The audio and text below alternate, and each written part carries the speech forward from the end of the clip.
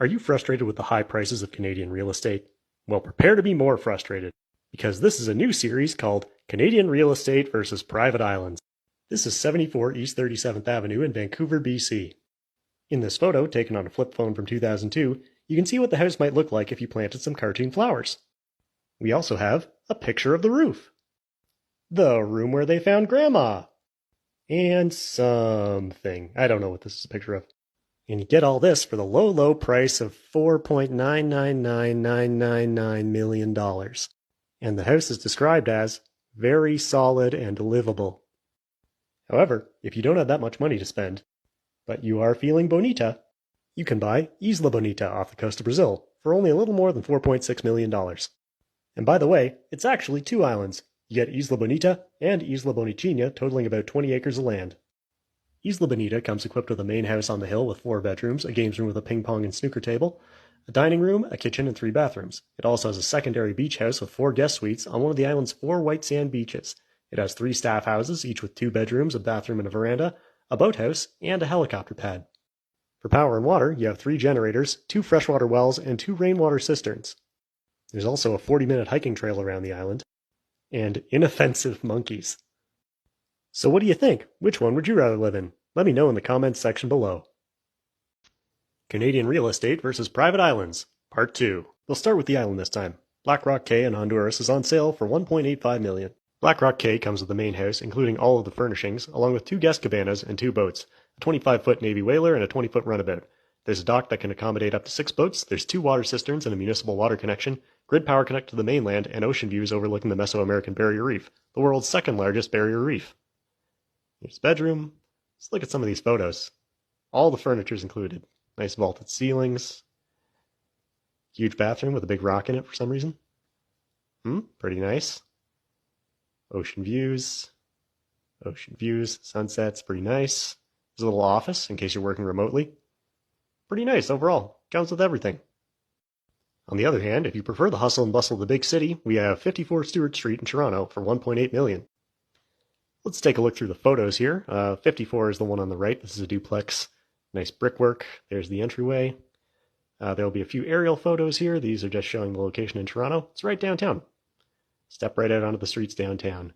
This is the upstairs. As you can see, it's been freshly painted. It's got a chandelier.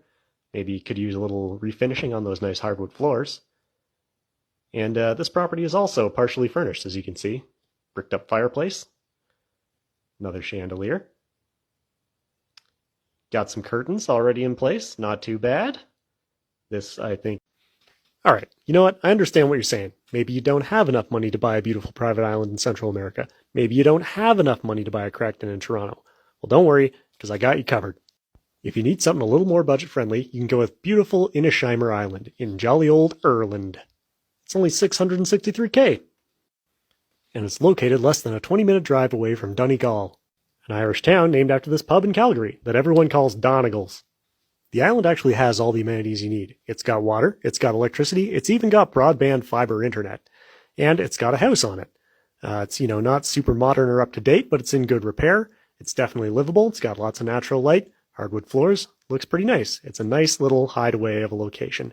It's also got that cute fireplace full of pine cones. I don't know what that's about, but I like it.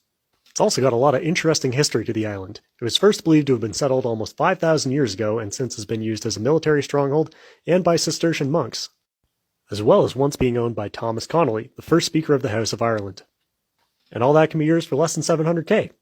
Now, just for comparison, let's take a look at what kind of house you can get in Vancouver, BC for between $600,000 and $800,000. Nothing. No results within the city limits. Canadian Real Estate versus Private Islands, Part 4. Before we get started, I just wanted to thank all my new followers for helping to blow up these videos. I'm starting to get angry realtors in my comments, and I cannot tell you how grateful I am for that. First up, it's 2705 East 3rd Avenue, Vancouver, BC, listed for $2,088,000. People were complaining that I've just been posting teardowns, so I thought I'd post a house you can actually live in. It's a corner lot, it's got a big yard, it's got a definite inside and outside. It's a little rough, but it still works, These are some of the bedrooms upstairs. You can see, it's a little dated. The plaster's looking a little rough. There's some possible water damage in the ceiling in these photos, so it might need some roof repairs. This is the bathroom, and what better place to have a color scheme that pays homage to our own bodily fluids. This is the kitchen. As you can see, it's also a little outdated, could use a bit of a facelift, but it does have everything it needs to actually function as a kitchen. So for 2.1 mil, you get a house that actually does qualify as a house. You could live in it, and with extensive interior and exterior renovations, it could actually be pretty nice.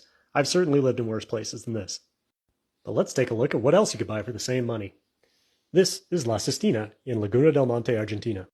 La Sistina is a villa located on an island covering 1,730 acres of land. For my fellow Prairiana Grandes out there watching, that is nearly 11 quarter sections. The island is also home to a variety of wildlife, including deer, antelope, flamingos, ducks, hares, southern lapwings, partridges, otters, pheasants, peacocks, and many more. The villa has a 2-story main house with a large kitchen and wine cellar, as well as staff housing and outbuildings for power and water. The villa can accommodate up to 18 people at once. There's also a country house on the mainland with cattle loaders if you'd like to bring your livestock and horses to the island. No helicopter? No problem. The island's big enough that it has a 1,200-meter landing strip at the northeast end.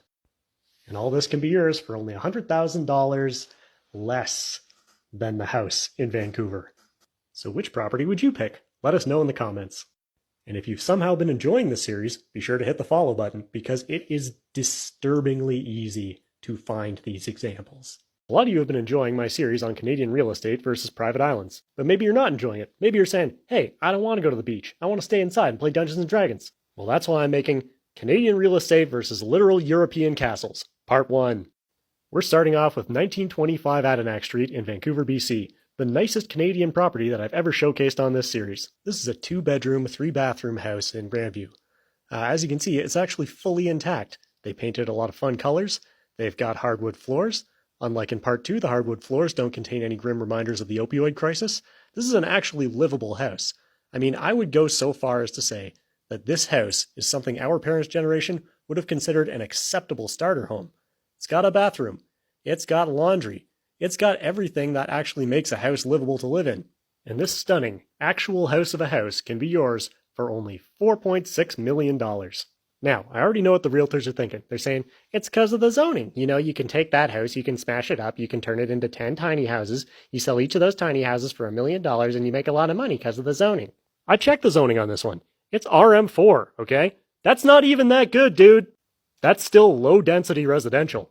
I even read the zoning bylaw on this one! You know what you can actually build there? A duplex. The only way you can build a higher density on this type of property is if you do 100% social housing. And what do you think the odds of that are? I don't know. Let's roll for it. Okay, 4.6 mil for social housing. Here we go. Oh no, they bulldozed the downtown east side instead. But if you want to save a little money, we got Otterburn Castle in England for only €3 million, which is about 4.4 million Canadian. Otterburn Castle, hailing from at least the 11th century, sits on 4 acres of landscaped and wilded garden, with an additional 28 acres of agricultural land to the north. It has 22,000 square feet of living space, including 17 ensuite bedrooms, each with their own unique styling. There's also a reception hall, a sitting room, a drawing room, a bar, a dining room, and a breakfast room, with most rooms featuring fireplaces. It's also equipped with a large professional kitchen with 2 large freezer rooms. There are also 3 staff apartments, workshops, and storage. The castle also comes with a fishing license for 3.5 miles of shoreline and has its own source of fresh spring water. Plus, imagine what an amazing custom D&D set you could get for that extra $200,000. You just go on Etsy and ball out of control. So what would you rather have, the 3-bedroom in Vancouver or the castle in England at $200,000? Canadian real estate versus private islands, Part 5. Starting off, we have 275 West 17th Avenue in Vancouver, BC. So there's not actually that many photos of the interior of this one. There's the kitchen. But in every photo, you can see that the person's hands and phone are reflected in the picture. And at first I was thinking, well, are they taking photos through a window? But then there's a bathroom, so that doesn't really make sense. So I was looking at these and trying to figure that out. But then I looked a little closer and I saw this little scroll arrow. So what this realtor has been doing is taking photos of a computer monitor with photos on it. So really we don't have any idea what the inside of the house actually looks like now. So what do you think? How much would you pay for this house that you can't look inside? I'll give you a couple seconds to think about it. If you guessed $4.2 million, you were correct. So now let's take a look at what you could buy for roughly the same price. This is Basin Island in Wisconsin, USA. You wouldn't even have to learn Spanish. But you should, 'cause it's fun.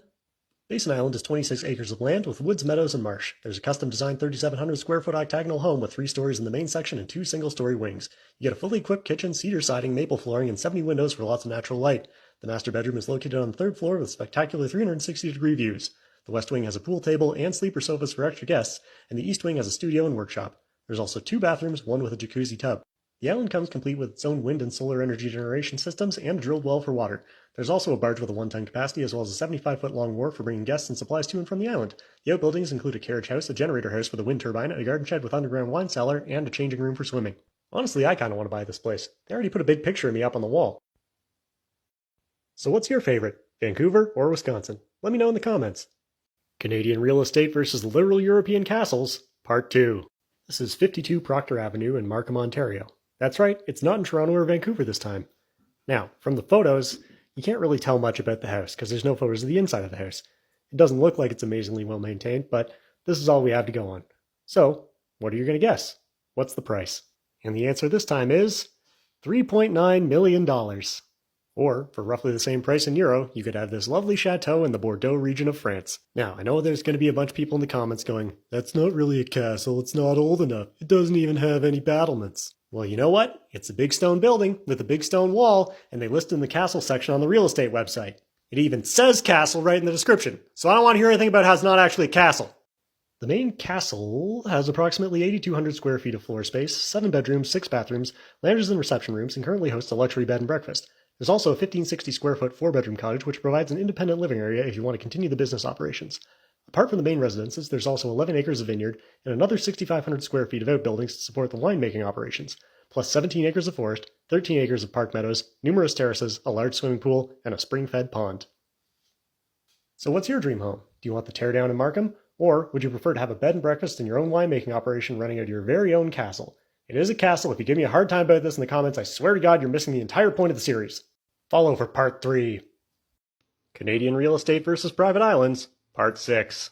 Now, I've been posting a lot of downtown properties, but a more affordable option is to live outside of downtown and commute, so let's take a look at that today. The home on the right is 6 Edgewood Gardens, a lovely half-duplex in the east end of Toronto. It may not be right downtown, but you can hop on the TTC and take a streetcar and a subway and be there in just 55 minutes. Classic Toronto. So let's take a tour of the house. Here are a couple more shots of the outside, and then you'll see your beautiful foyer where you could welcome guests at a dinner party or, curious.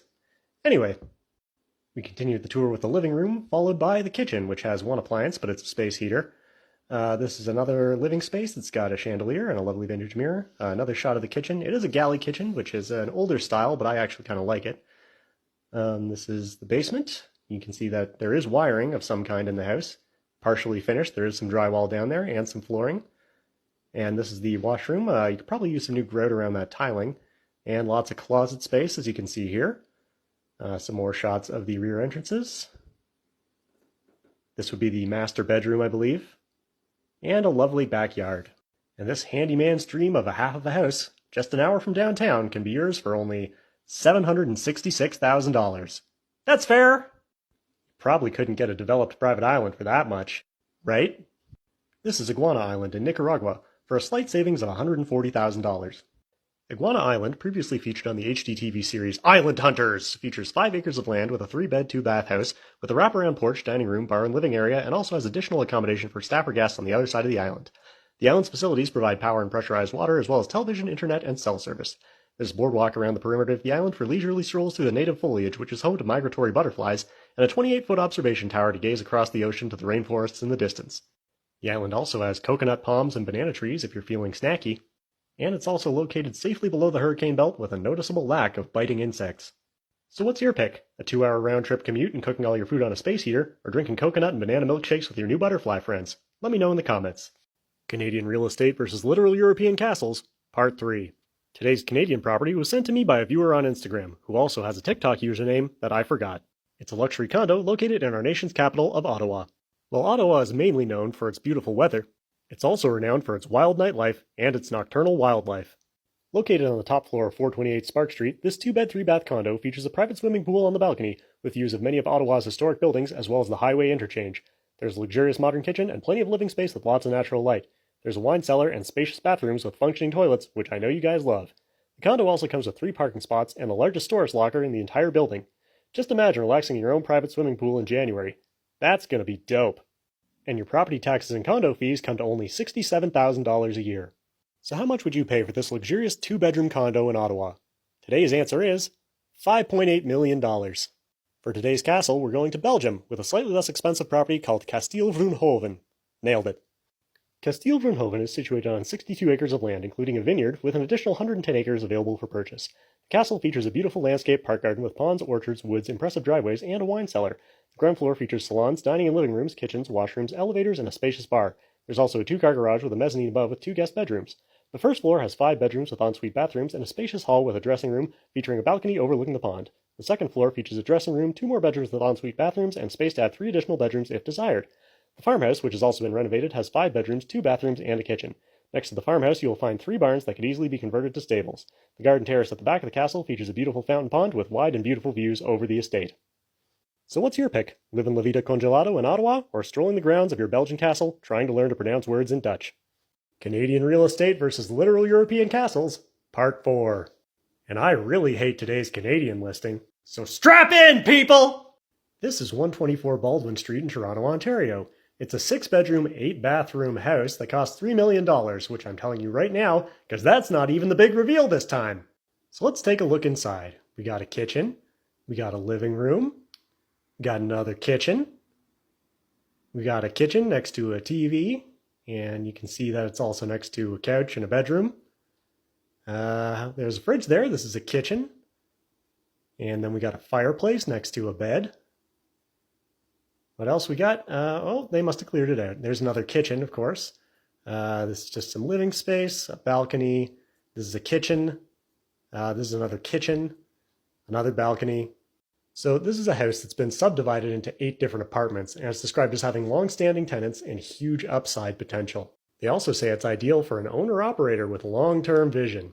Now, for those of you who live in Ontario, you probably already see what's going on here, but for the rest, I'm going to explain. And I'll start with some boring financial stuff. But don't worry, it gets worse. So based on the numbers they give, they're currently operating on a 75% profit margin, which is pretty good. But they're asking for $3 million for the house, which would be a 4.2% capitalization rate or a 3.2% return on investment, which is very bad. Normally for a property like this, you'd want a cap rate of about 10%, so they're going to have to double their income to make it worth the $3 million. Ontario has rent control, but the rent control is on the tenancy, not the actual apartment. So if a tenant stays, you can only raise the rent by a certain amount each year, but if they leave, you can raise the rent as much as you want. In Toronto, this has led to a trend of rent evictions, where they say they're going to renovate a unit, evict the current tenant, and then re-rent the unit at a much higher price. A new owner could also claim that they or a family member wants to move in and use the unit and evict the current tenants. So when they say there's huge upside potential for someone with a long-term vision, what they mean is you could take all of these long-time tenants who have always paid their rent on time, kick them out, and then double the rent on all the apartments and make a lot more money. Now, I actually do think that there's a legitimate place for landlords and rental housing in the market, but this is disgusting. So congratulations! Worst so far! And now that everyone's angry, let's go look at a castle! This is a nicely restored castle in France for only 1.95 million euro. It's 9,000 square feet, and you don't have to make anyone homeless to live in it. There's also a living room, dining room, library, swimming pool, and a garden planted with a number of rare and interesting species. So what's your pick? Don't be a jerk. I'm not even going to let you have top one this time. Just take the castle. Take the castle. Don't be a jerk. Take the castle. Canadian real estate versus literal European castles, Part 5. We're starting off with 14 Grange Avenue in Toronto, which, as you can see, has some fun murals on the walls. This property has a detached garage, also with fun murals. It's got some upstairs living space. It's got a hallway. This is an actual kitchen. That seems to work. It's got a bedroom, some more living space, a renovated bathroom, which is actually pretty decently nice. Staircase to the basement. There's the basement, basement bathroom, basement bedroom, and a hot water heater. Overall, this place is actually not that bad. I appreciate that they did actually renovate one of the bathrooms in the house. In part 2 of the Private Island series, when you guys said, we want functioning toilets in the bathroom and not just a folding camping chair, they heard what you said. And they listened. So what'll it cost you to live here? Only $2.85 million. That's fair. That's a good price for a building that's suitable for human occupation. But as always, we're going to compare it to a castle. In this case, Orchardton Castle in Scotland. And I converted the currency, okay? Here's what it costs in pounds. Here's what it costs in Canadian dollars. It's the same as the Toronto property. I converted it like I always do. Don't comment about it.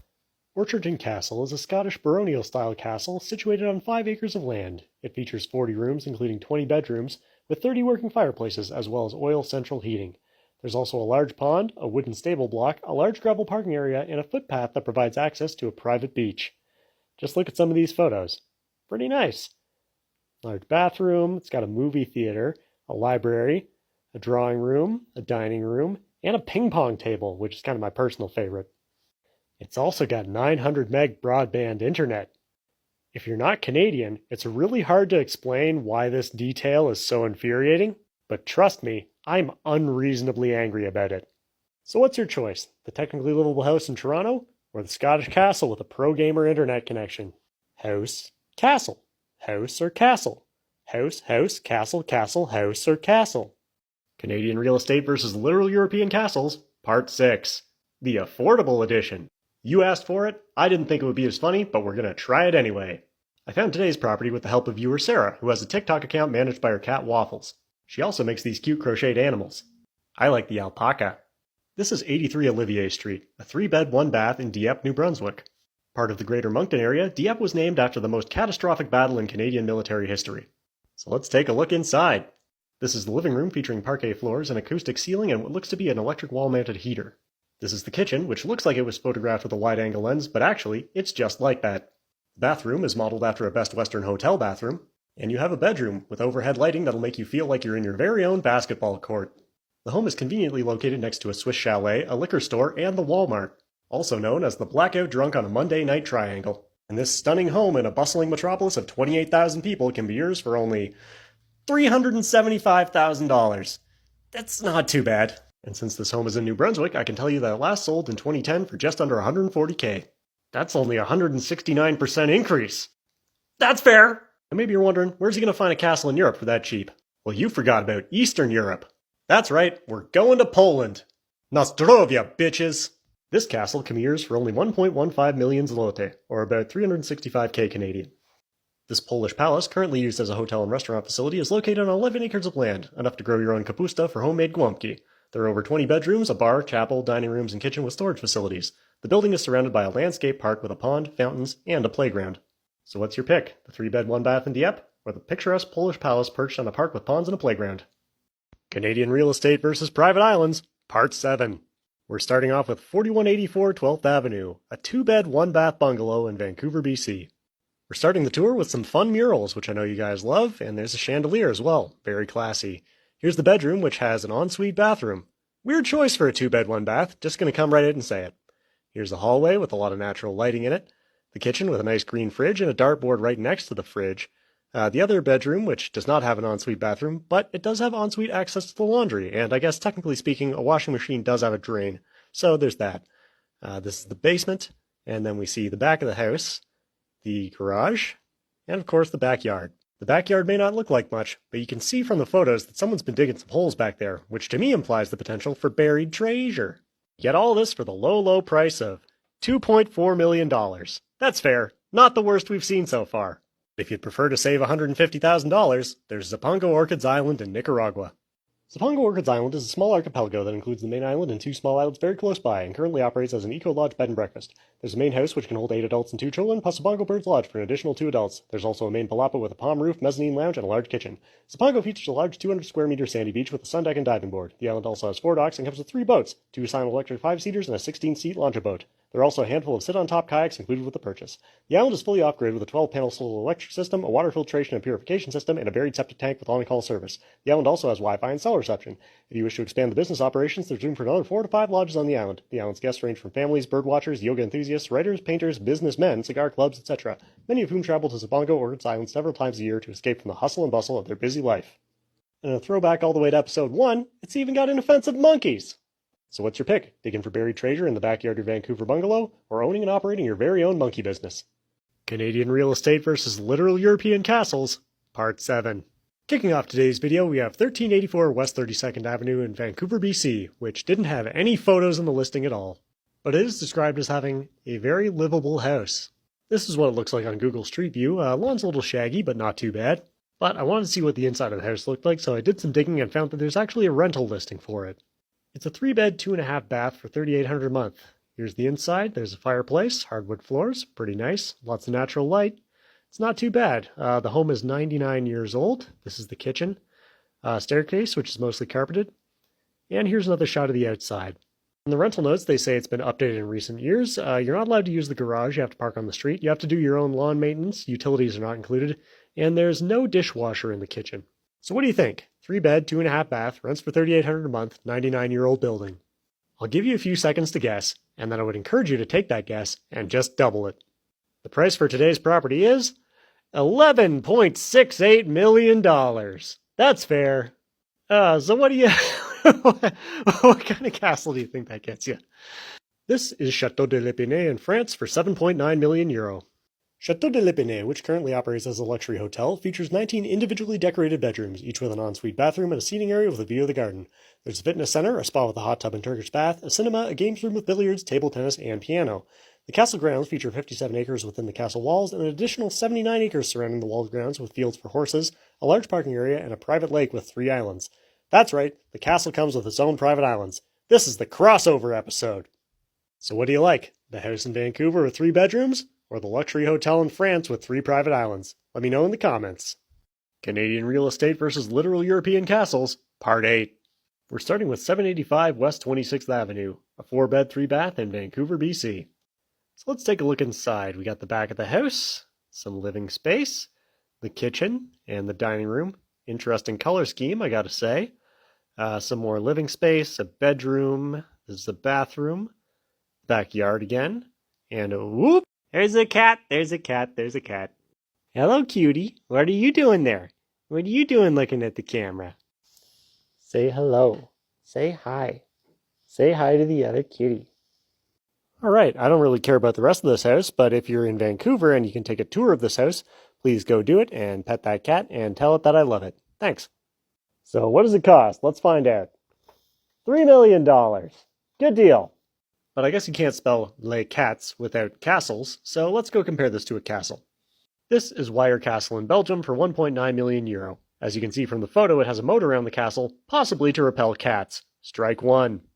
Situated on 7 acres of land, Wire Castle boasts 5,400 square feet of living space, including a grand entrance hall, an office with fireplace, a custom-made castle kitchen with modern appliances, a salon with historic ceiling and fireplace, 2 spacious toilets, a master bedroom with dressing room, a knight's hall, additional bedrooms, and a library. The outbuildings include a cafe, garage, storage buildings, and a heated pool. The description also says that the current residents bought the estate in 1995 and replaced all the disturbing elements of a less successful modernization. I don't really know what that means, but I would have liked to have seen it. So what's your pick? The house in Vancouver with a cat, or the castle in Belgium with an anti-cat moat? I think there's going to be a lot of votes for the cat one this time, and deservedly so.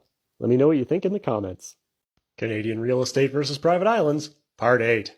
It's a bottomless well of content. We're starting off today's video with 163 Walnut Avenue in Toronto, Ontario, which, much like a European castle, has a gated entrance. So let's take a look inside. Heading into the house, we'll see your lovely entry foyer, which has some hanging artwork and some bicycle storage space. There's also a spacious outdoor patio, a perfect place for entertaining guests, or dining al fresco on those warm Toronto summer evenings.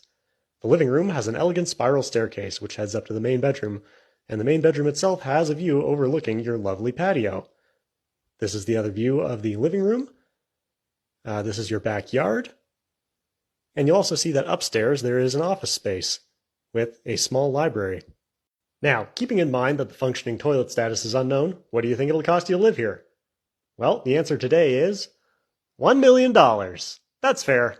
Now, from the photos, it's obvious someone has been living here, and I hope to God they weren't paying for it. But if you don't have $1 million to live like this in Toronto, you could step down in price and get your own private island instead, because Ilha de Itauquinha in Brazil is on sale for only $859K.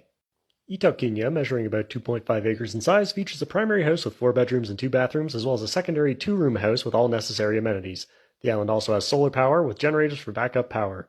The island is elegantly landscaped with tasteful bridges and features a private beach as well as a 50 square meter pool surrounded by a stone and wood deck. So what's your pick? The house in Toronto with photos that confirm that it's livable, or the private island in Brazil? Let me know in the comments. Australian real estate versus European castles. That's right, folks, we're going south of the border, and also west of the border, to Australia, a country which, in many ways, is like a southern hemisphere upside-down version of Canada. They have a housing bubble, they have colorful plastic money that's not really worth anything, and they have a national dish that's just an unholy mashup of other junk foods. In Canada, we have poutine, and in Australia, they have the ham dog, a patented Aussie technology. It's a real patent. Go look it up. Starting off, we have 32 Forsyth Street in the Glebe neighborhood of Sydney, Australia. It's painted a fun color, which is a good indicator that the rest of the house is going to be super cute. Here we have the entry foyer, which is partially furnished, one of our favorite features. Here we have the living room, also with fun colored tiling on the floor. There's also part of a staircase with a handrail leading up to the attic here. I don't know how you're supposed to get to it, but I assume that's just fine. This is the other side of the living room, and this is the doorway to a powder room, which, if the floor plan is to be believed, does contain a toilet. Functioning status, unknown at this time. This is the spacious master bedroom, with fun color schemes on the wall and a blue racing stripe across the floor. If you look closely, you'll see that this is actually plywood that's been painted blue. It's a trick. It's an old builder's trick. You paint the plywood blue to distract people from the fact that it's plywood instead of floorboards. And here we have the lovely rear courtyard, featuring a bench made from a couple of 2x4s and a stack of bricks. This is the floor plan, where you can see that the entire house is only 3.6 meters wide. For my US viewers, that's approximately the height of 2 men, or 1/123rd of the height of the Empire State Building. You'll also see that the only full-size bathroom is back behind the courtyard. As far as I can tell, this is the shower and tub, but it says workshop on it, for reasons unknown. You can live here for the low, low price of 1.3 million Australian dollars. But if you're watching your budget, we have a lovely 16th century tower house in Ireland. The castle, situated on a 22-acre estate, features an entrance hall with a trapdoor to a bedroom and office, with a separate stairway to a great hall, kitchen, library, and another bedroom. Another spiral staircase leads to a third bedroom with access to the battlements. The castle also features an attached cottage with a kitchen and dining area, living room, and sleeping loft, as well as a master bedroom with ensuite bathroom. The grounds have been carefully cultivated with a maze of gorgeous pathways where the castle appears and disappears into the surrounding woodlands, which are a haven for local wildlife. And it does have battlements, so it is a castle, so don't talk to me about that. So, do you want the fun, colorful house in Sydney, or the woodland castle in Ireland? Let me know in the comments. Either way, you're going to come out of it with an attractive accent, so it's a good deal. Canadian real estate versus literal European castles, Part 9. We're starting off with 1399 Matthews Avenue in Vancouver, BC. There's no photos on the listing, just one line drawing of a house that you might be able to build. The listing does say that the property is already approved to build a new home designed by a famous architect and interior designer. Of course, keep in mind that the current owner decided not to build this house. It's a real shame that there's no old public listing that can be tracked down by some genius TikToker. Oh wait, I did. This is the old listing from when it sold 3 years ago. If you take a look at the inside, this place is actually very fancy. It's got a bunch of couches, a whole lot of dining chairs, a dining room with a chandelier. Not bad. You got an updated kitchen, which was renovated in 2010. It mentions that in both listings. Some more shots of the kitchen here. Got the entry foyer with a whole bunch of rugs. Laundry room. Closet. You got central vac, if you'll notice that. A little private chapel. This is an upstairs bedroom in the attic, it looks like, with an office attached to it. This is a very nice bathroom, actually. And you got walk-in closet. You got another bedroom. You got this room, which I'm not quite sure what it is, but it has a mural on the wall. It's another office. Some more office space, some storage space. Another bathroom. Another bathroom. I bet that toilet works. And some storage space. So it's time to guess the price, and I bet longtime viewers will have the best chance this time. Today's answer is $11.88 million. That's fair. For just under $12 million, you could live in Grandma's house or build somebody else's dream home. But if you'd prefer to save a few $100K, you could go with Chateau Ginkove in Czechia. Chateau Ginkove, the largest privately owned castle in Czechia, boasts 129,000 square feet of indoor space and sits on 47 acres of land, including farmland, grassland, forest, and ponds. The castle features numerous towers, balconies, covered walkways, artwork, and statues in and on the exterior walls, a courtyard, a chapel, and beautiful views of the grounds and nearby ponds. The castle complex includes an office building with restaurant, reception, conference room, and 4 apartments. There's also a farmhouse, mill, granary, wastewater treatment plant, spring-fed well, 8-car garage, and 12 bungalows. That's right, this castle also comes with 12 entire houses. So what's your pick? Pay $12 million and build your own house? Or buy 12 houses and get a free castle? Let me know in the comments. Canadian real estate versus literal European castles, Part 10. Today we're looking at 7 May Place in Kitchener, Ontario, because I recently did an interview with CTV Kitchener, and he asked me when I was going to do a property in the region. And I thought, hey, why don't I just do that right now? Also, I was interviewed by this guy, Ricardo Beneza, and when I did my interview, I used this picture of him as my background on Zoom. But the video guy didn't think it was funny, and he made me change it, which I thought was kind of rude. Anyway, let's take a look. This is listed as a 2-bed, 1-bath duplex located in the downtown Kitchener region, whatever that means. And this is the only other photo of it. Just 2 photos of the exterior, one slightly more zoomed in. Here I've zoomed in a little more so you can see more of the attractive details of the exterior of the house. According to the description, this is a duplex on a 0.183 acre lot which has potential for a basement unit. They also mention that it's one of the most hip communities in the region, but even the listing agent put hip in quotation marks. So what'll this duplex in Kitchener cost you? Only $1.8 million. Or you can get the entire 1.22 acre assembly for only $10.2 million. That's fair. Now I'm going to level with you. Today's castle is a little more expensive than this. And it was sent in by viewer Adjebel. Now this one is located in Sweden, and I know you guys are always after me about pronunciation in the comments. But I want to say this one is Lugnetvägen. Anyway, it's on sale for 14 million Swedish krona, which is about 1.85 million Canadian dollars. Now, I know I normally have a script prepared, but this time I just want to sit back and enjoy these photos. It's on a cliff overlooking the lake. It's got beautiful brickwork, balconies. You've got ornate fireplaces in your dining room and in a bedroom. This sort of bar or lounge. You've got beautiful ceiling features. Some more photos of the fireplaces. You can see that there's a spiral staircase leading up to the upper floors. There's a study, a bedroom, more ceiling features. This is the kitchen, which has actually been updated pretty recently, it looks like, with newer appliances. Another bedroom with a fireplace. Again, some living space.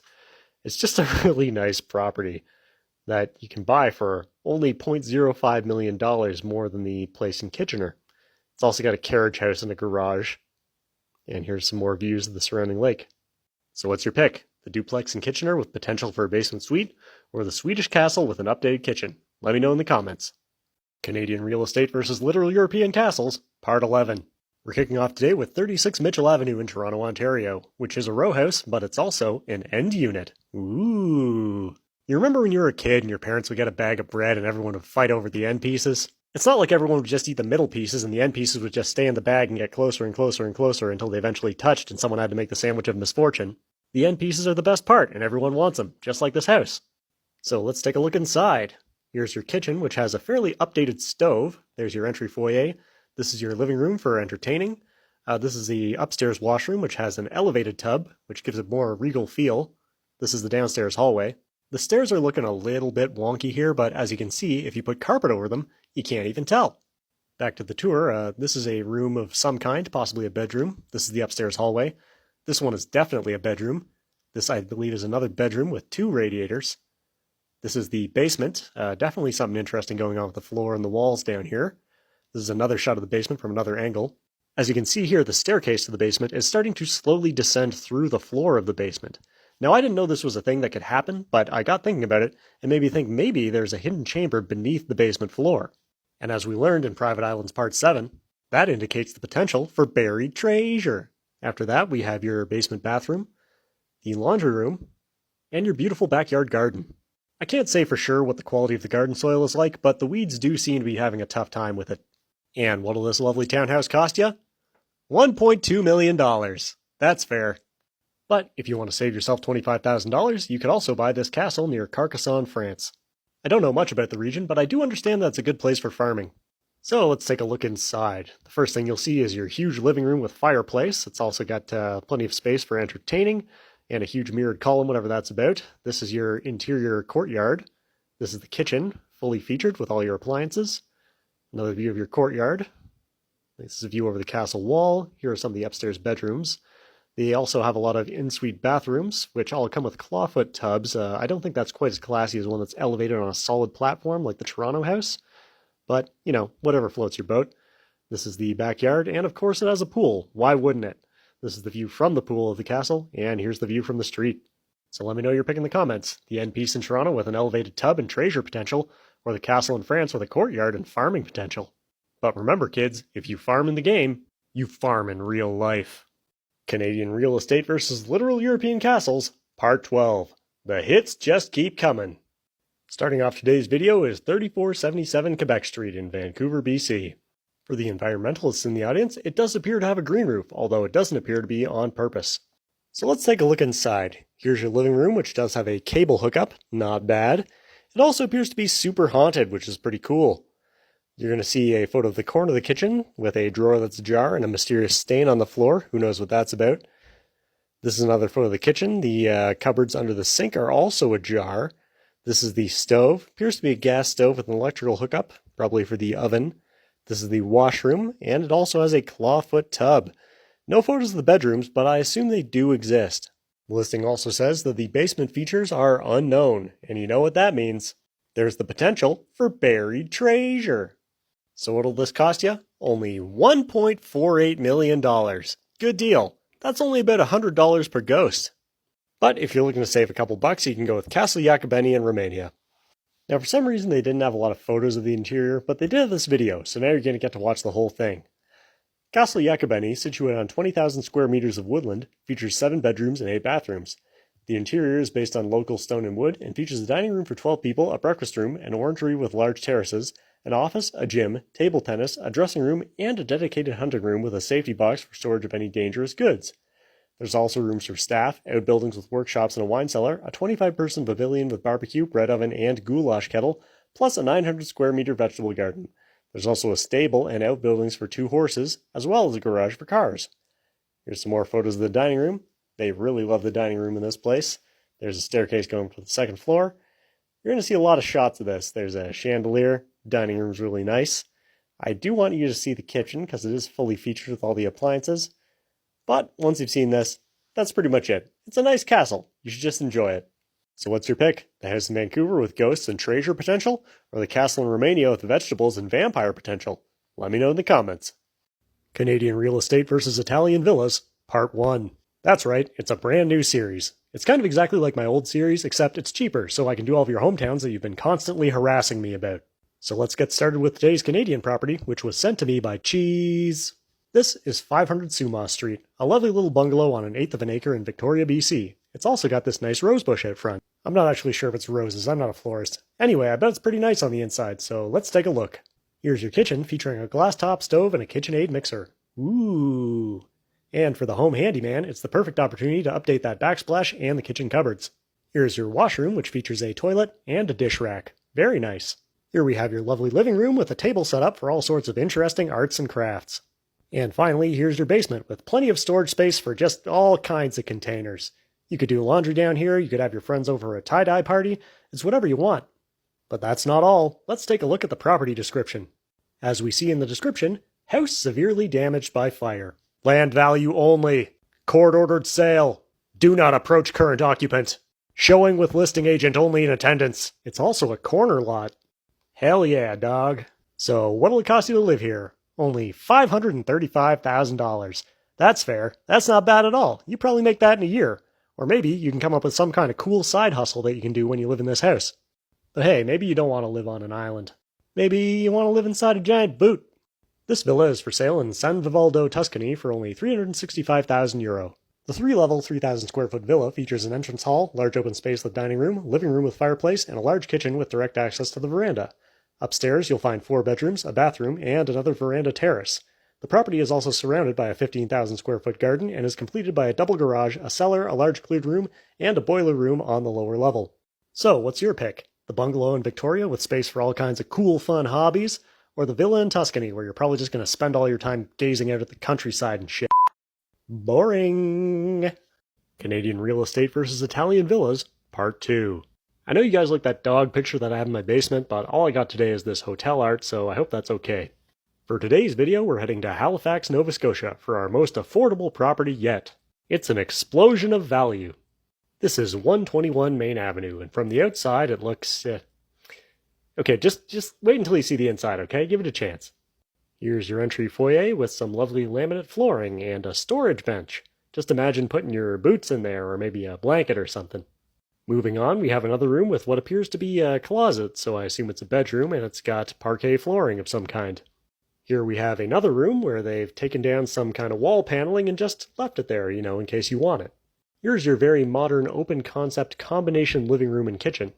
Imagine using this space for a trendy dinner party and inviting today's hottest celebrities like John C. Reilly, or that parrot that knows what things are made out of.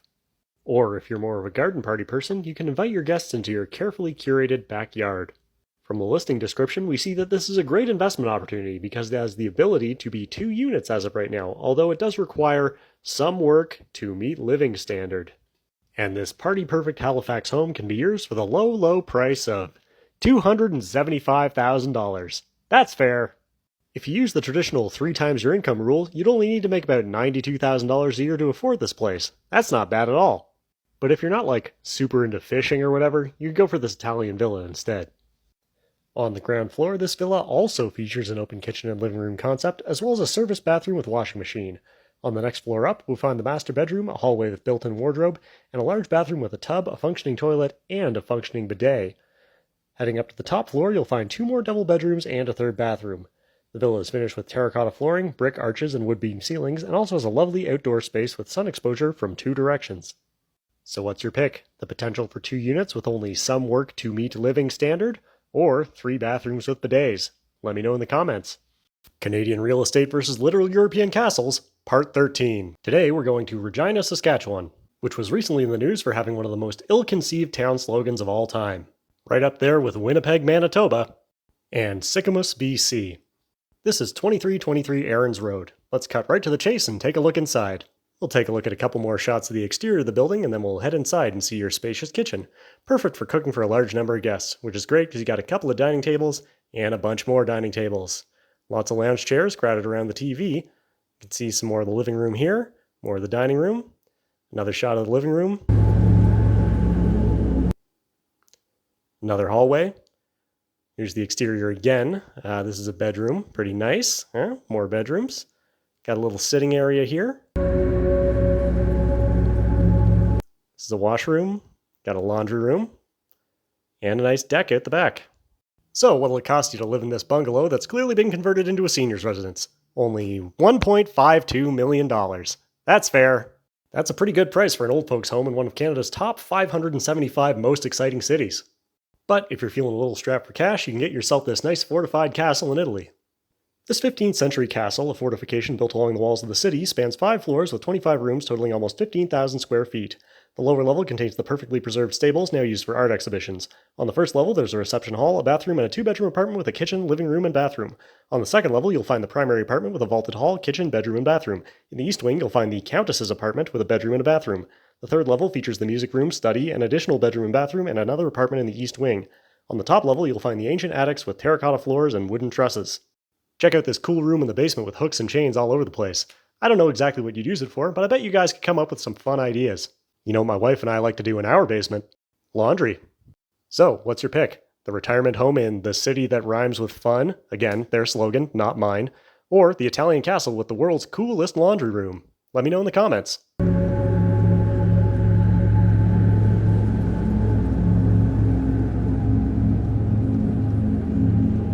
Canadian real estate versus Italian villas, Part 3. Today we're heading all the way up to North Bay, Ontario, where family and lifestyle come first.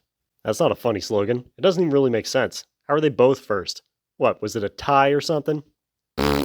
Today's property was sent in by a viewer named Kat, who ironically has dogs. This is 729 Queen Street, and if you think it looks nice from the front, just wait until you see this. That's right, this is our very first waterfront property. But it's not just a single waterfront property, it's almost like a double waterfront property, because it's located just a stone's throw away from the North Bay wastewater treatment plant. According to Kat, this is not a very popular area for swimming. Don't know why. Anyway, let's have a look at the property. Here we'll have a few more shots of the exterior. This is a side staircase. Here's your back deck. Could use a bit of paint. Here's the inside. Pretty nice. A lot of hardwood in there. Look at all them tree bones. This is the kitchen. Floors could use a little refinishing, I think. This, I think, is a bedroom. Here's where it starts to take a turn. You can see the drop ceilings could use a little work in some of these rooms. Maybe the flooring could use some work in the attic, too. Again, drop ceiling panels. Bit funny. Here we go down to the basement. Floorboards got some gaps in them. Don't know what this room is. And you got some storage down there, too. So, what'll it cost you to live here?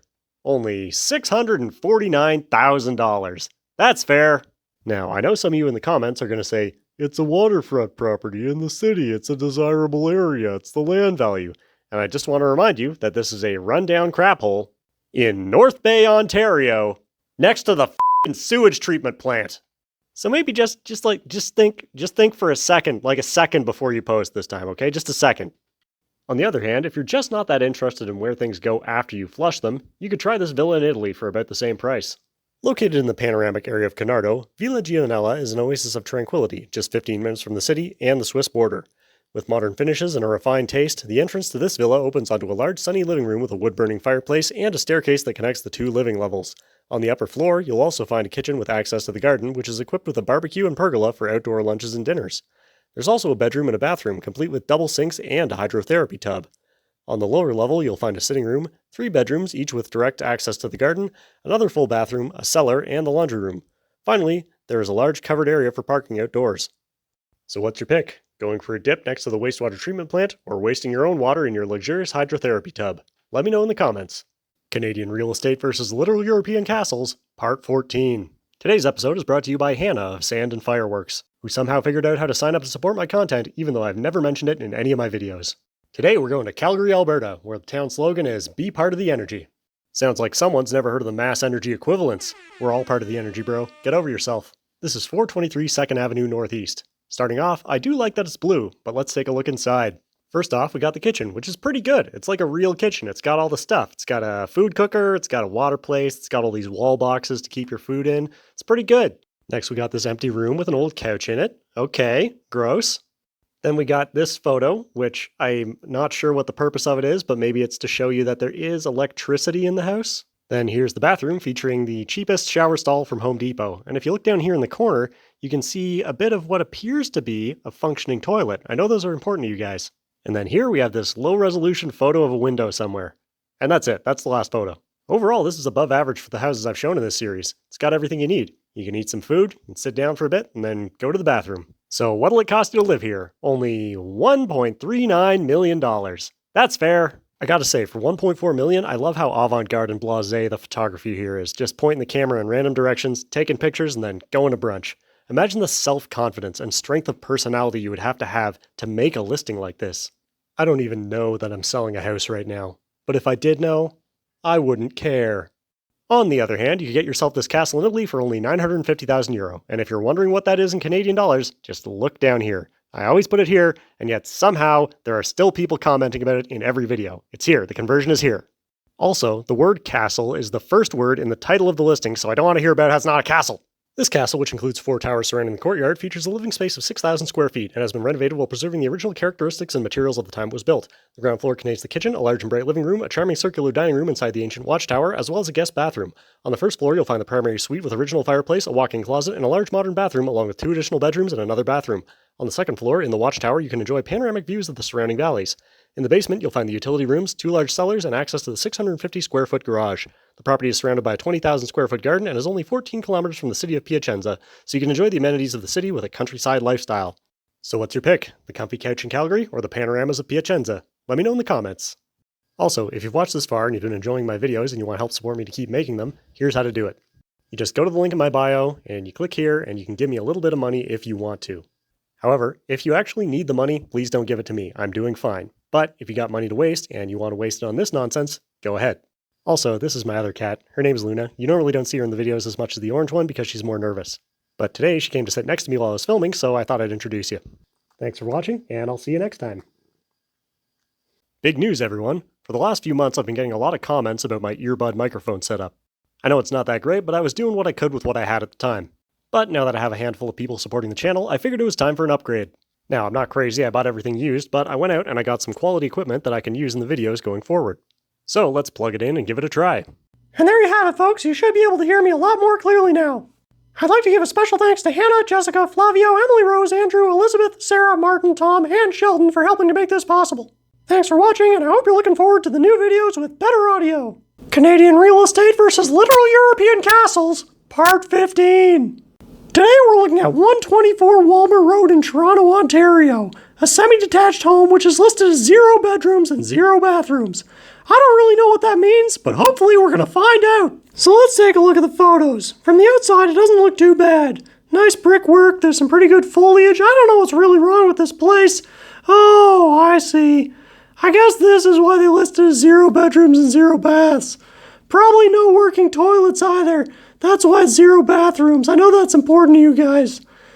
Well, here's a few more shots of the outside. There's a garage, that's pretty nice. A little bit more of the exterior. And then we'll see an aerial shot of the surrounding neighborhood to make you think maybe it's a nice place to live. But I don't know if I would want to live in a place with no working toilets. So, what'll it cost you to live here in this 0 bed, 0 bath house? Only $3.78 million. That's fair.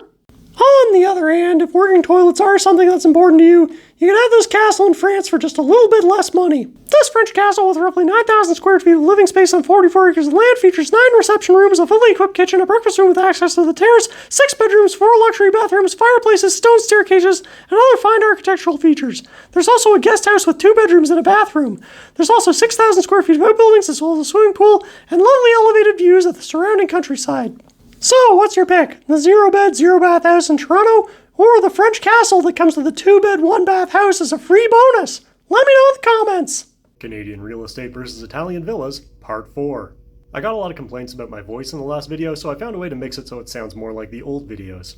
Personally, I don't see the point of buying all this fancy audio equipment if it's just going to sound the same, but hey, what do I know? I'm just the talent. Anyway, we're starting today's video with 3150 Balfour Avenue, a 1-bedroom, 2-bathroom house in Victoria, BC. So let's take a look inside. Got some beautiful hardwood floors here. Could use a little refinishing. They look like they got a couple scratches on them. This is the corner of a kitchen, I believe. This is the rest of the kitchen. Here we have your lovely balcony, nice view. This is, I guess, another kitchen with some cardboard. Got some drywall in here, that's nice. Here's a bathroom, only a tiny bit of water damage on the floor there. This is the back balcony. Electrics, you got electrics in the house, that's always a good sign. This is some blue stuff. This is the backyard again, same photo I think. This seems to be next to a particle accelerator of some kind. Oh, there's a bedroom. Here's the backyard with a pool. Another bedroom. This is your shed, it's got some stuff in there. Here's a pile of garbage next to an old car. This is a step ladder. It's nice. Another shot of your pool, another bedroom, and then a room full of stuff. The listing also says that the house has great bones and that the renovations are partially complete. Ooh. And I gotta say, looking at this photo, there's definite potential for buried treasure. So, what'll it cost you to live here? Only $895,000. That's fair. Of course, if you want to save a little money, you could always go with the Italian villa instead. Lying at the foot of the famous Prosecco Hills, a UNESCO heritage site, this elegant residence features a 1.2-acre property with over 5,000 square feet of living space across 4 buildings. On the ground floor of the main house, you'll find an entrance hall, living room, and a reading corner with fireplace. The first floor contains the primary bedroom with dressing room, a secondary bedroom with ensuite bathroom, along with 2 additional bedrooms and bathrooms. The second floor is a habitable attic with a bedroom and a sitting room. The property also features a stone warehouse with fireplace, a secondary house with 2 floors, and a small tower which can be used as an outbuilding or integrated into the house to increase the living space. So, what's your pick? The Italian estate with 2 houses and your own tower, or the house in Victoria with almost unlimited potential for buried treasure? Let me know in the comments. Canadian real estate versus literal European castles, part 16. Featuring our very first celebrity-owned property. This is 438 West 45th Street, a 3-bed, 2-bath in Vancouver, BC. So let's take a look inside. Starting off with the living room, pretty nice, very spacious. Got some interesting flooring here in the bedroom. This is a sewing room, got a nice ceiling light there. Kitchen, pretty nice. I like it actually, I like it a lot. Dining room, also nice. I really like the fan in this room, it's cool. Got a bathroom, got another bathroom, got a bedroom here. I really like that this bedroom has a sort of half popcorn, half non-popcorn ceiling thing going on. We got another bedroom here with some updated track lighting. Here's your backyard, pretty sweet place for a barbecue. And it even comes with its own little greenhouse. Trust me, this part will be funny later. So, 3-bed, 3-bath, cool ceiling fan, south of downtown. What do you think it'll cost you to live here? Only $5.5 million. That's fair. But if your budget's a little tight these days, you could always go for Altmore Estate in Scotland, which is currently owned by legendary musician Bob Dylan. For my younger viewers, Bob Dylan was a pre-TikTok musician back in the days when they released music on vinyl records, which is what people used before they had 8-tracks, which is what they used before they had cassette tapes, which is what they used before they had CDs, which is what they used before they had MP3 players, which is what they used before they had streaming. Altmore Estate is a collection of buildings situated on 25 acres of land with private woodlands and mountain views. The ground floor of the main house features an entrance hall, cloakroom, event space, billiard room with fireplace, drawing room, sitting room, garden room, dining room, kitchen, secondary kitchen, butler's pantry, office, smaller sitting room, and 2 bathrooms. The first floor has 8 bedrooms with ensuite bathrooms and an additional 5 bedrooms and shower rooms beyond the east gallery. The second floor has a landing and 7 additional attic bedrooms, a large bathroom, and a kitchen. The staff wing has another 3 bedrooms and shower room. There's also a basement with storerooms and a workshop. The grounds also include cottages, a large greenhouse, walled garden, follies, fountain, and a croquet lawn. Here we go. Look at this greenhouse. A little bigger than the Vancouver one. So what's your pick? Waiting out the rainstorms in your 3-bed, 2-bath in Vancouver, or enjoying an invincible summer in Bob Dylan's sprawling Scottish estate? Let me know in the comments. So a lot of commenters on my last video seemed confused by this K.D. Lang Bob Dylan thing. And to be fair, I kind of rushed past this in the video because when I'm recording I don't want to get outside myself, just keep me moving. But pulling back the reins here, I want to take some time to explain it to my non-Canadian or younger viewers. Now, if you didn't know this already, you're okay, but if I were you, I'd grab myself a black coffee and settle in because it's high time for a detour into a simple lesson in Canadian music history. A lot of Canadians, including myself, have big, big love, like a world of love, a full moon full of love, for craft dinner. For me, it's a little patch of heaven. It's like the air that I breathe. Sometimes I say, I wish I didn't love you so, because you're probably going to turn me into a big bone gal, but in the end, I'm probably going to end up eating it every 3 days till the heart caves in. It's just my old addiction. In the early 90s, Kraft Foods teamed up with Much Music, which is like Canada's version of MTV, to do a promotional campaign. It was called Music is the Language of Kraft Dinner, which I confess doesn't make any sense, but it was the 90s, neither did anything else. As a figurehead for this campaign, they created a musician character named K.D. Lang, which is short for Kraft Dinner Language. Like a lot of Canada's Western stars, Lang was supposedly from Edmonton, but was actually portrayed by a young American musician named Bob Dylan. Of course, remember, this was the early 90s, so he wasn't that well known yet. So they started recording and releasing a bunch of songs to promote Kraft Dinner. Most notably, the one that everybody remembers, Constant Craving, which is a song about how you always want Kraft Dinner, and you always have. Now, they really thought this campaign was just going to be sort of a summer fling, but suddenly an extraordinary thing happened. They hit pay dirt. Everyone loved it. It was an infinite and unforeseen success. The songs became pretty popular, but the ad campaign only ran in Canada, so in the US, UK, Australia, really anywhere but here, K.D. Lang isn't associated with Kraft Dinner. After the ad campaign ended, Bob Dylan really had nowhere to stand, so he went back to the US, said, I want to be here, and he started doing solo work and became a popular musician in his own right. Of course, a lot of people thought that maybe I just made a mistake and didn't know who K.D. Lang or Bob Dylan were. Didn't I? It's me. Why do we fight? So there you go, that's the story of K.D. Lang. If it were up to me, you'd all be tickled pink with this knowledge, but it often leaves a trail of broken hearts when people learn it, and tears don't care who cries them.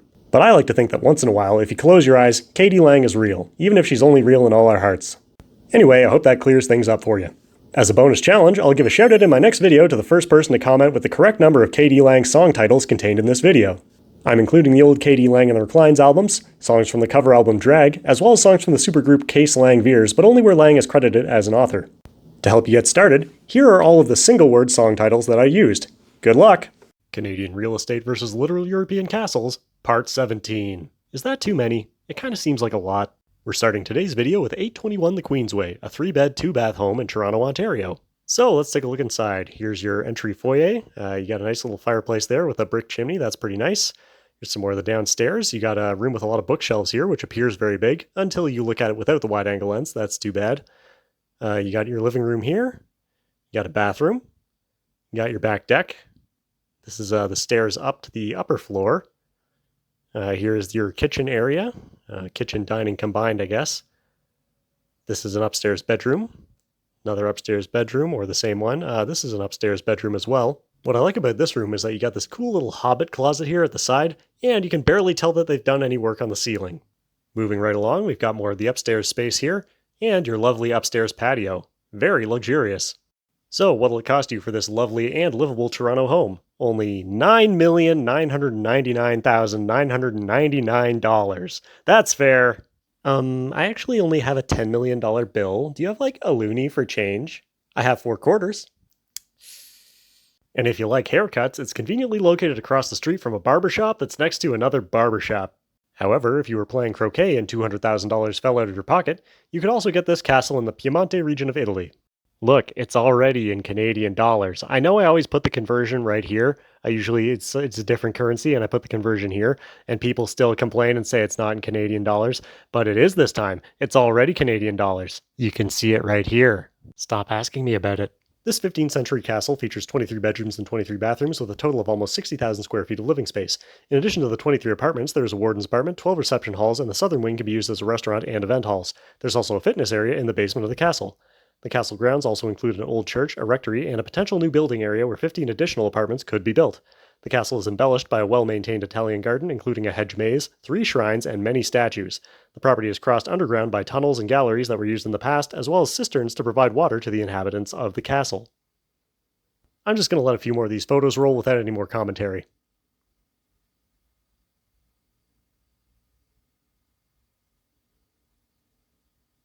So what's your pick? 3 bedrooms in Toronto with an office downstairs, or a 23-apartment castle in Italy? Let me know in the comments. I'd also like to give a special thanks to Cherie, Priya, Amanda, and Ongestone, as well as everyone else who's supporting these videos.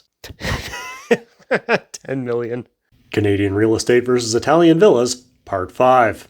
But before we get started, a special shout out to viewer Livia Sarah Jones, who correctly answered that the number of Katie Lang song titles hidden in my last video was 41. Here's the list for reference in case you want to go back and watch again. Back to the video, this is 3514 McDonald Drive in Yellowknife, Northwest Territories. We can already see that there's a fun mix of metal and vinyl siding, plus an interesting jazz awning situation going on here. So let's take a look inside. Starting off with the kitchen, not too bad, pretty nice. Got a pretty livable living room in here. Here's another kitchen. I believe there is a secondary suite in here. Oh, there's some laundry in the kitchen. But yeah, there's a 1-bedroom, 1-bath apartment. Got a nice drop ceiling there, cool bathroom. Another laundry room. Here's an entryway. And what else we got? Another bedroom. Here's some more angles of it. Ooh, fun little tent thing there. Another bathroom. And just about as much snow as you would expect in Yellowknife.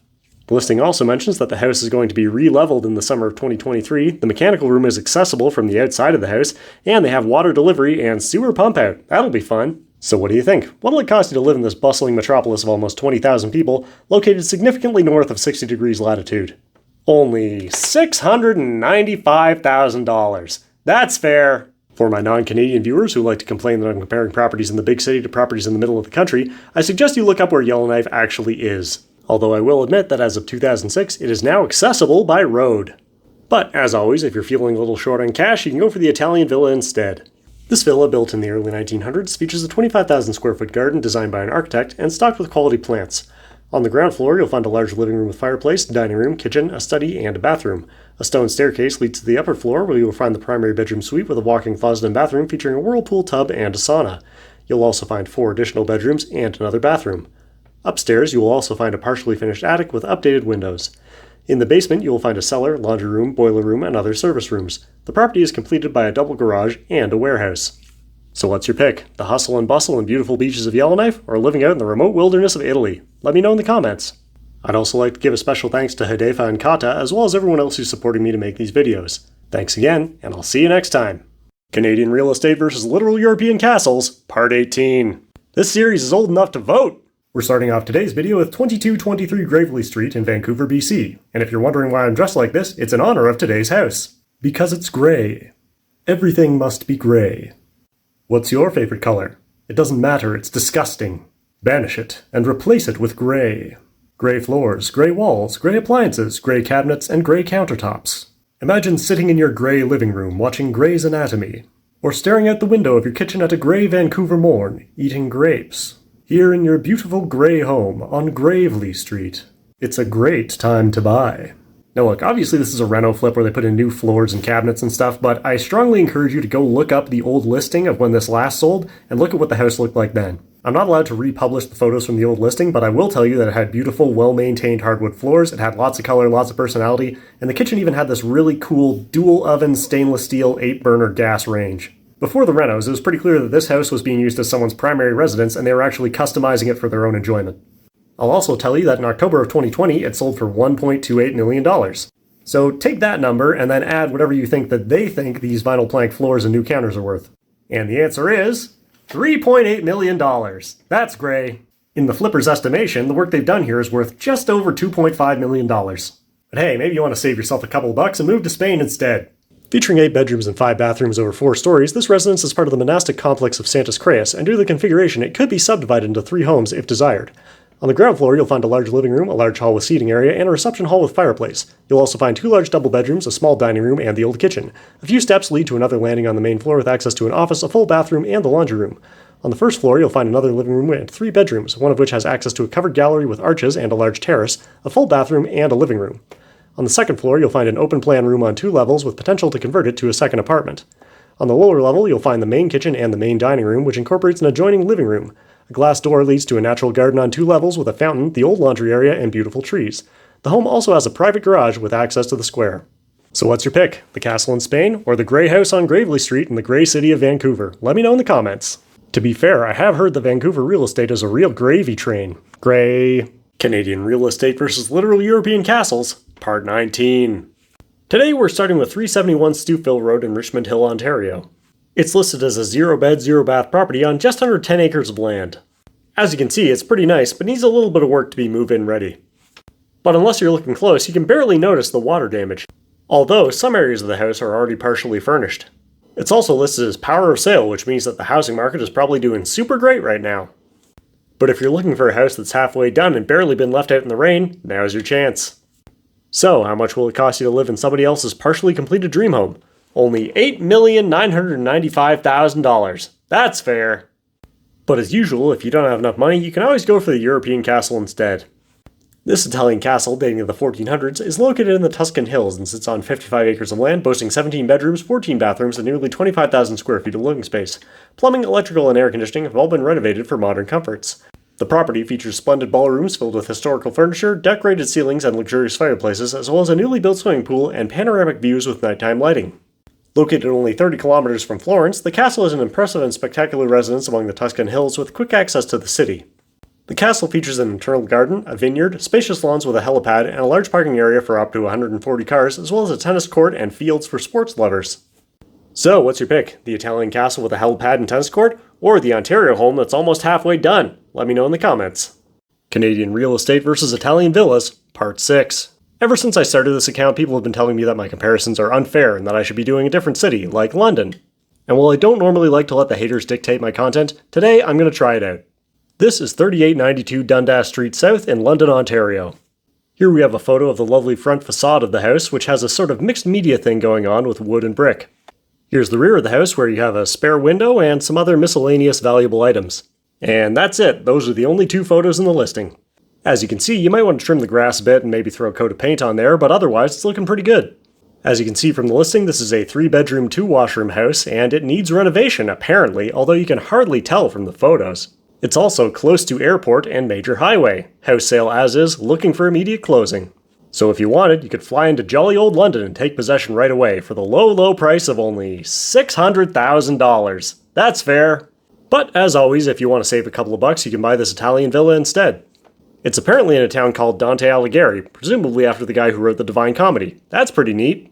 This villa, which was built in the 1970s and renovated in the 2000s, is currently divided into 2 apartments accessible by an internal staircase through the main entrance. The combined floor area is approximately 2,300 square feet, and the apartments could be converted into a single residence if desired. Overall, the residence has 4 bedrooms, 3 bathrooms, 3 large balconies on the main floor with smaller balconies on the upper floor, and renovated kitchens with plenty of natural light, as well as generous living spaces. Each apartment has a garage and a large storage room on the main floor, as well as additional outdoor space for more parking and entertaining. The property is also located close to the town centre with easy access to amenities. So what's your pick? The fixer-upper in London, or the 2-apartment villa in Italy? Let me know in the comments. Frankly, I don't really understand why people have kept asking me to do London. I've heard the shawarma is good, but is that really enough? Canadian real estate versus literal European castles, Part 20. If this is the first time you've seen me, yes, there are 20 of these. For today's video, we're going all the way to Kamloops, BC, where the town slogan is boldly unscripted, and it's also written in a font that is probably called boldly unscripted as well. Although I guess it's better than the old slogan, playtime redefined. Ew. Be surprised, repeatedly. Gross. Welcome to the loops. Anyway, this is 964 Fernie Road, which again is located in Kamloops, not Fernie. It's a lovely 4-bed, 4-bath home with a variety of plants trying to grow out front. Anyway, let's take a look inside. Starting off, here's your semi-updated kitchen with newer appliances and cupboards that seem to be in decent shape. Right next to the kitchen, you've got sort of a combined dining and office area, which also has another cool feature. A big stone fireplace. It also comes with this photo of a guy who's got a sick mustache, which is probably why he's so happy. Here's one of your bathrooms, which has a functioning toilet, our favorite, and it's even got a mirror, kind of. Here's a bedroom, which is spacious enough to hold a double bed and a computer area, once you've taken the closet doors off. This, I think, is a bedroom with an interesting selection of furniture that's been arranged in a way that's different from how I would do it, but I guess there's nothing morally wrong with it. Here's your downstairs kitchen, which has just a whole bunch of sinks and some fluorescent light fixtures, which are more than halfway filled with fluorescent tubes. Here's a downstairs bathroom, which has a drop ceiling, most of a shower, and a stylish 2-tone toilet. I'm not really a graphic designer or anything, but I guess this is sort of an umber or an ochre. Here's your home gym, which has almost all of the ceiling tiles. And here's your home office. What I really like about this picture is that the longer you look at it, the crazier it gets. Over here you got some Costco receipts and then a whole bunch of business cards and maybe like a driver's license or something. Over here you got some kind of assembly diagram schematic. Another Costco receipt that says Garag at the top. And then over here you got a paintbrush, a respirator, a whole bunch of sets of keys, a sewing machine, and a serger. I don't really understand what kind of business this is, but I guess if you lived here, you could run it too. You got a basement storage room with a couple of chest freezers and a whole bunch of pickling and canning equipment. I'm not an electrician or anything, but this seems pretty legit to me. And then over here you have your nursery. So what'll it cost you to live here in what I'm sure people in the comments will tell me is the highly desirable city of Kamloops, BC? Only $2.985 million. That's fair. But as always, if you don't have enough money for the place in Kamloops, you may have to settle for a French castle instead. Situated in the heart of a charming French village, this castle features over 10,000 square feet of living space, including 9 bedrooms and 3 bathrooms. Dating back to the 13th century, the castle's moat, battlements, and watchtowers evoke its past as a defensive fortress, and it was enlarged in the 17th century to accommodate visiting royalty. The latest major alterations were done in the 20th century to preserve the castle as a regional landmark. The castle extends over 3 levels, centered around a monumental staircase with mullioned windows, and features a round tower on the southeast side. The first floor features the entrance hall, kitchen and bedroom with vaulted ceilings, 2 additional bedrooms, including one in the tower, an artist studio, wine cellar, and an outdoor dining area. The second level contains the gallery, dining room, second kitchen, game room, cinema, living room, library with marble fireplace, primary bedroom with bathroom, and 4 additional bedrooms. The upper floor features space for another 5 bedrooms and a bathroom. There's an additional 860 square foot building to the east of the castle currently being used as a creative space, including a bedroom and bathroom. In addition to the generous living space, the castle grounds feature 84,000 square feet of parkland, including forested areas, countryside with oak trees, and an impeccably tended garden with a swimming pool and a hedge maze. So what's your pick? A boldly unscripted life filled with repeated surprises in the loops, or the French castle? Let me know in the comments. It's been a while since I've done a supporter shoutout, so a very special thanks to Bruno, Zenmore, Sean, Dominic, Bill, Evan, J11N, Mark, Busby, Tabs, Catherine, Tristan, Joseph, Kata, Economy, Omgastonade, Amanda, Priya, Ahmed, a different Mark, Sheldon, Tom, Martin, Sarah, Elizabeth, Andrew, Emily Rose, Flavio, Jessica, Reed, Hannah, and anyone else who supported the videos in any way. I'd also like to thank my wife, who has been very supportive despite the amount of time I've spent making these dumb videos, and my mom for watching all of my dumb videos. Finally, I'd like to thank everyone who's been watching. I know there's a lot of ways you can spend your time, and I appreciate that you've decided to waste it watching me. Thanks again, and I'll see you next time. Canadian Real Estate vs. Little European Castles, Part 21. Today's property was sent in by Gina, who is a longtime viewer and secret source for some of my videos. This is 60 Glendale Avenue in Toronto, Ontario, and this is the actual cover image that they picked for the listing.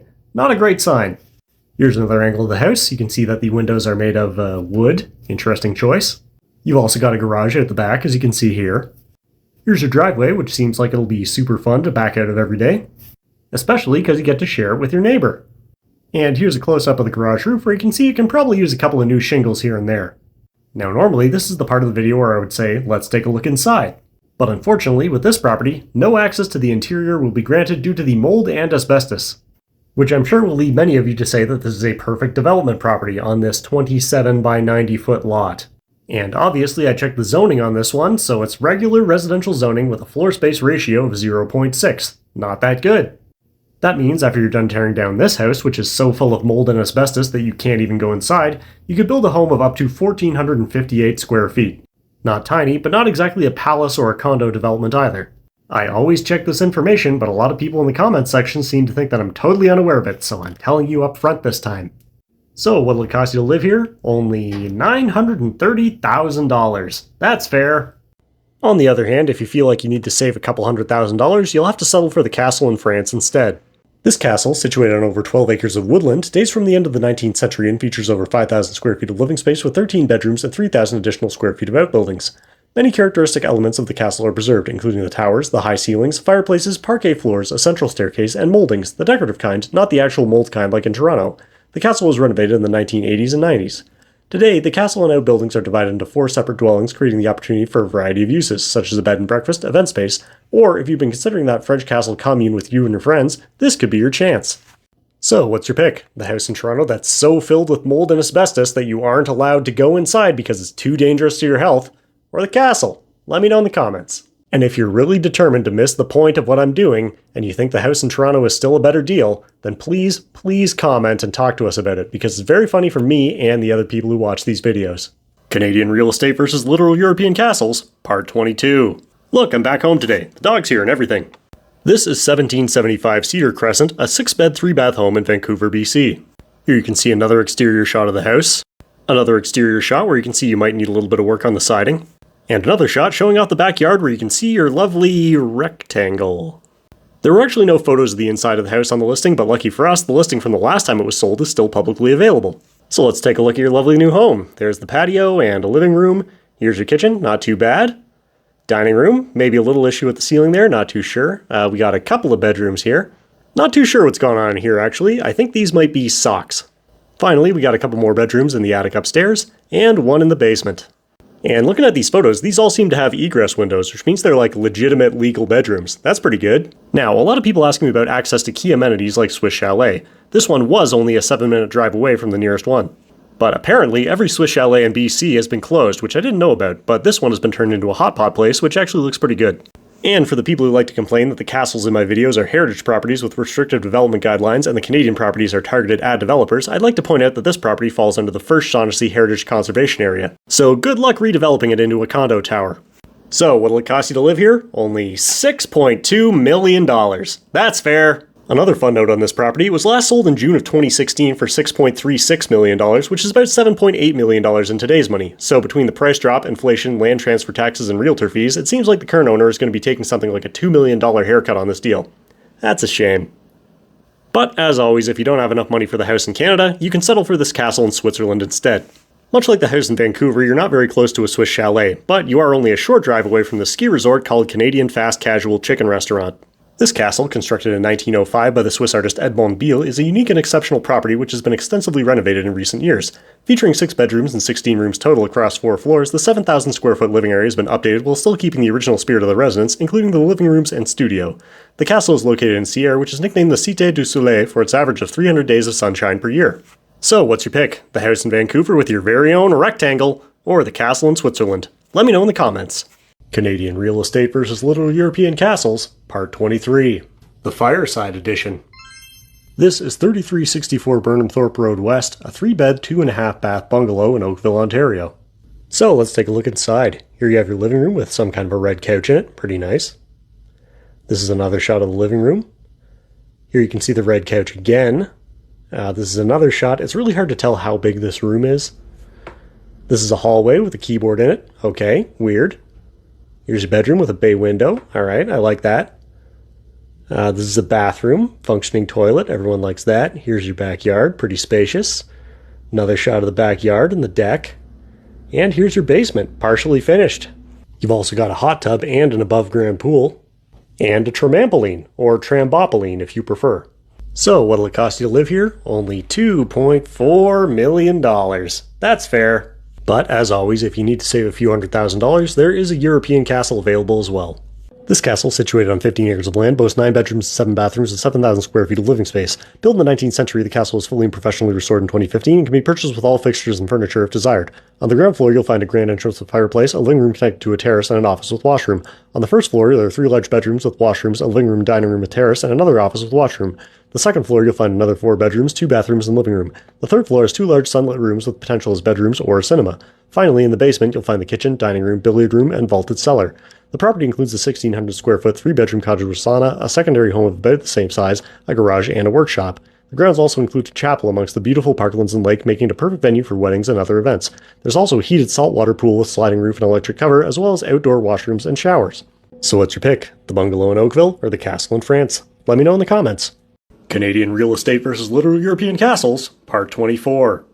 Today we're going to our nation's capital of Ottawa, Ontario. But first, it's January 7th, and you know what that means. It's David's birthday! So happy birthday, David, from your girlfriend Nola. I got you this bottle of mid-range scotch, but I don't know where you live or if you even like scotch, so I'll just take care of that for you. This is 1509 Lagan Way, a lovely 2-bed, 2-bath home in Ottawa. Here's your kitchen, which you can see has been updated with a fun color scheme. It's also got this note above the sink, possibly a secret family recipe. As you can see, you have all your appliances, including an oven, a fan, a microwave, and paper towels. This is probably like a bedroom or something. That's not too bad. Again, I'm not an electrician, but this seems legit. Here's your bathroom, which is great for multitasking because you can do your laundry while you're taking a dump. It's also got a secret note that you can see in the mirror, which indicates the potential for buried treasure. Here's your other bedroom. It's got some nice hardwood floors. It's got an orange lamp in the corner. That's pretty cool. And some more wires over here. That's always a good sign. Here's your other bathroom. The tub is really small in this one for some reason. It's also got a note on the tub and the toilet, which is making me suspect that this might not be a functioning toilet, you guys. It doesn't even have the toilet hat, see? This is like your upstairs bedroom. You got some jazz floor here. You got jazz drywall. It's wall-to-wall jazz in this place. It's exploring the very limits of what drywall can be. Here's your back of the house. Lots of fun shapes going on here. And it's even got a garage. You can put all sorts of cool stuff in there, like a car or a canoe or even a different kind of car. So what'll it cost you to live here? Only $1.32 million. That's fair. That's a pretty good price for Ottawa. They got that good shawarma there, and they put the garlic sauce on it. Do you guys remember back in the old days when they would cut the chicken right off the big spinning meat cone right onto the bread for you, and it was like so juicy and good? But then somebody served too much undercooked chicken, and a bunch of kids went blind. Big deal, and now they have to fry it on a flat top before they give it to you. It's not as good. Not worth it. But hey, maybe you want to live in an Italian castle instead. It's only €900,000. It's got 18 bedrooms and 12 bathrooms for a total of 25 rooms, and 3 of them have floors. It's also fully finished, quality sanitary ware, kitchen, and it's a terrace house. Okay, let's look at the pictures. Everybody likes this part. You got some stonework, all those windows in there. This looks like a castle because it's definitely a castle. Here's your living room or bedroom. That one's definitely a bedroom for sure. There's a big bed in there. That's another bedroom. There's some sort of slanty roof there. That's nice. You got some stone arches. Everybody likes that. Here's your dining room or kitchen or something. You got one of these. You got a painting of God chasing a dragon. That's cool. You got some stone heads and whatever there. Alfonso. Yeah, okay. Some trees. New nice garden here. More trees. Okay, here's where you live. So what's your pick? Is it the house in Ottawa or the castle in Italy? They're both rectangular this time. Also, if you do buy the house in Ottawa, could you also please buy me a shawarma because I'm super hungry, and then email it to me at www.millennialmoron@gov.on.ca. Thank you.